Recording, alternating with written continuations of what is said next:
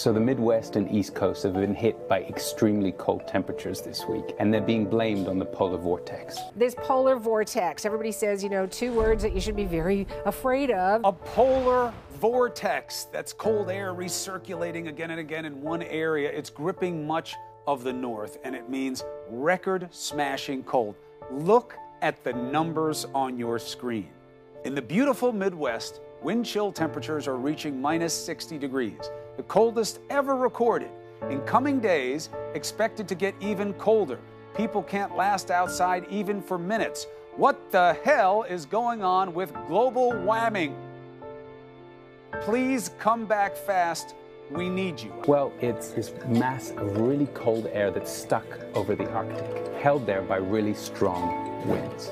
But sometimes what happens is that polar vortex splits up, and that cold air that was stuck over the Arctic gets moved south into the actual continental United States. The jet stream normally moves in a nice smooth rate, but because of that warming up in the Arctic, it's causing these kinks. So as you can see the troughs there, and that's what's bringing down that cold air, and that is caused by climate change. I think it's important to refer to it as climate change, right? Because then people think, oh my gosh, it's always got to be warm, and if it snows, and if it's...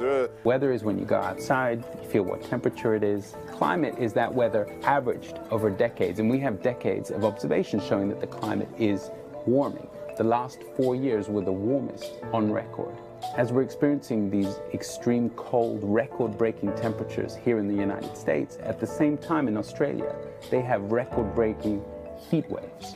First, climate change is already affecting people, ecosystems, and livelihoods all around the world. Early action to reduce greenhouse gas emissions is possible. There are options available. There are signs that mitigation is going on.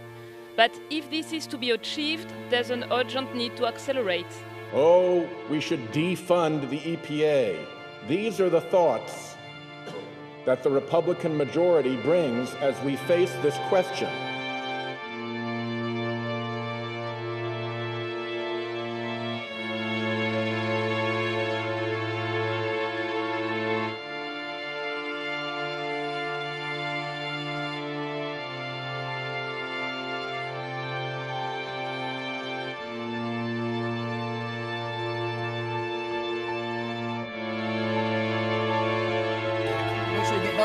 Here we go.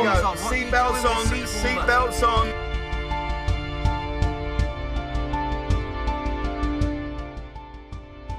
Climate change is all about extremes, and right now we're seeing twice the number of heat extremes to cold extremes. So long story short, this super cold weather we're experiencing right now is due to the polar vortex, and that polar vortex could actually be made worse and more frequent because of climate change. So I get it, I'll give you this.